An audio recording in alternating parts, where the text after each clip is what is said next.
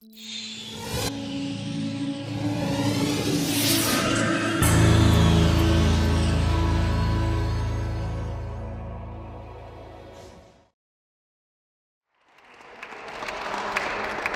you. Thank you.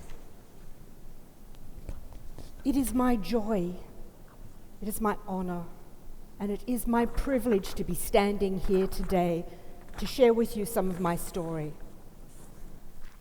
I remember I was 9 years old, and I stood on the dining table in a dark room, and my mother stood there down beside me with pins in her mouth. She was pinning up the hem of a new school uniform for me. Well, actually, it was an old new school uniform. Some other girl had worn it before I had. And I could hear out the window that there were children playing in the sunshine. It was a Sunday afternoon, and I was about to go to that school across the road. This would be my 9th school. In total, I went to 11 schools.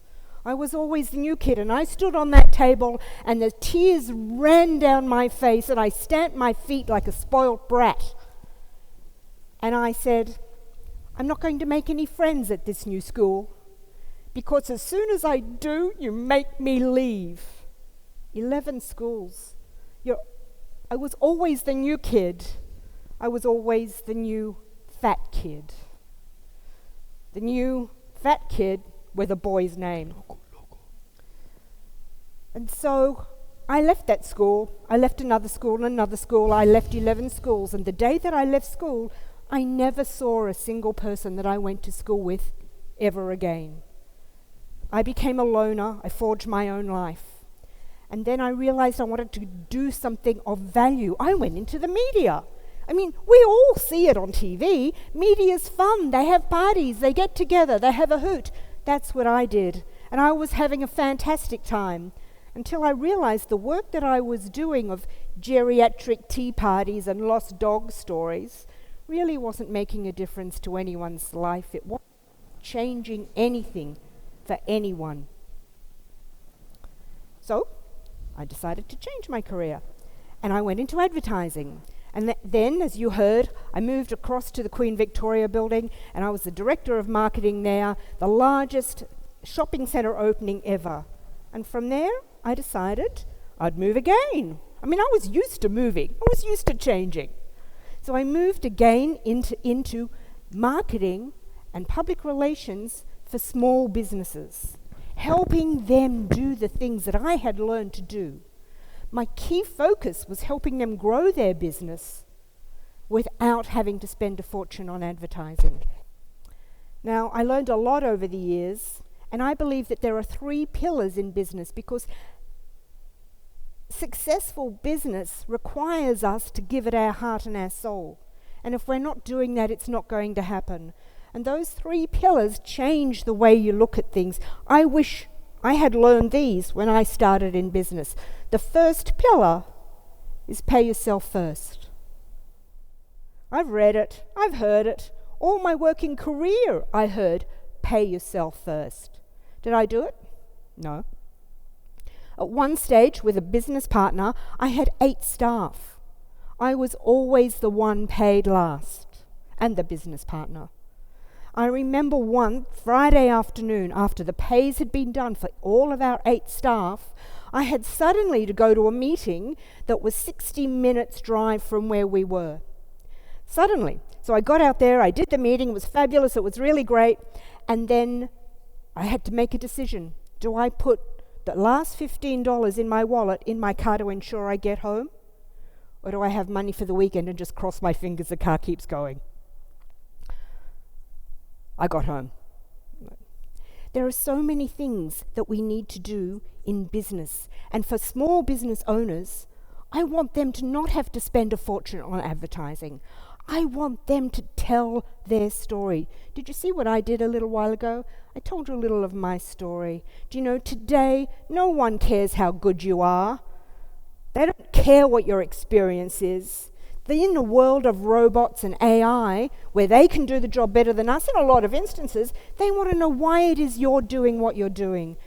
drove you to be in business? What is your heart story? What can you teach me? And I always say, if you can describe a client or a customer's problem better than they can describe it, they will believe you're the one who can solve it. You're the one who can provide them with the answers.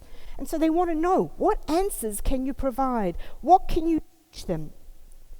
And what are your stories? There are so many stories each of us have that people want to hear about. They want to hear those stories, and telling your story is the second pillar. Why it is that you do what you do. And so in business, we need to pay ourselves first. Take the stress off. Be the one who's got no stress, who's building a business, who's committed to it, not worrying about how do I do things in my own life. It's amazing how creative you get when you pay yourself first and when you have to run the business on what's left over. You make the tough decisions, and those tough decisions actually turn out to be the easy decisions. And then you tell the stories that are really important to you of why you went into business. I know that's what I did. It changed my life when I started doing that. And then the final pillar, the thing that nobody is teaching us or teaching business owners in school or universities, nowhere that I have ever come across, do they teach you your business should just be a cash cow. It should be nothing more than a cash cow for your business. So you make a little bit of money, you grow your business, especially if you can do it like I have taught without advertising, without spending money on advertising, and take some of that extra profit and invest it. Go back to the business, make a little bit more profit, take it and invest it. That business that you have is not your dream. No one went into business for the dream of building business.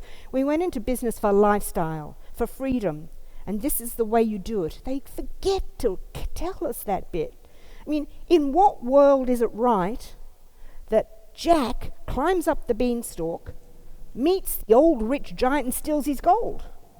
That's not what it's about. This is about building business for you, not taking it from somebody else. Take some of your profit, put it over here, invest it. Take a little bit more in profit, put it over here and invest it. We're living in an age now where with technology and AI, we can be so far ahead in those little things of investing. Personally, I've been looking at many alternative things. You know, you can now own fractions of a massive artwork collection, and when it sells, you get your percentage. You can tokenize part of an apartment building in New York, and when that sells, you get a percentage of that increased value. Or you can look at other things. There are now arbitrage machines based on AI that do trading for you that can analyze 40,000 trades a minute. They don't get it wrong. Personally, I've been earning 8 to 9% since the middle of last year per month. Not 5% a year investing, but 8 to 9% a month. That is what we go into business for. And if I can just simply encourage you to go into business to build your lifestyle, not to be a slave to that business, but to build a lifestyle, to get what you need so that you can look at your families. I'm looking at the age of all of you. And look at your families. Give them the best that you can. Create that business for them and for you, but don't make it the be-all and end-all. Make sure you start that investing cycle, that pillar number 3. I challenge you to start putting money aside and taking it from your business and investing it. To put aside buckets for investing, for taxes, for expenses. Pay yourself first and then run the business on what's left. And I encourage you to tell your story, tell your story, tell your story. Thank you. Thank you.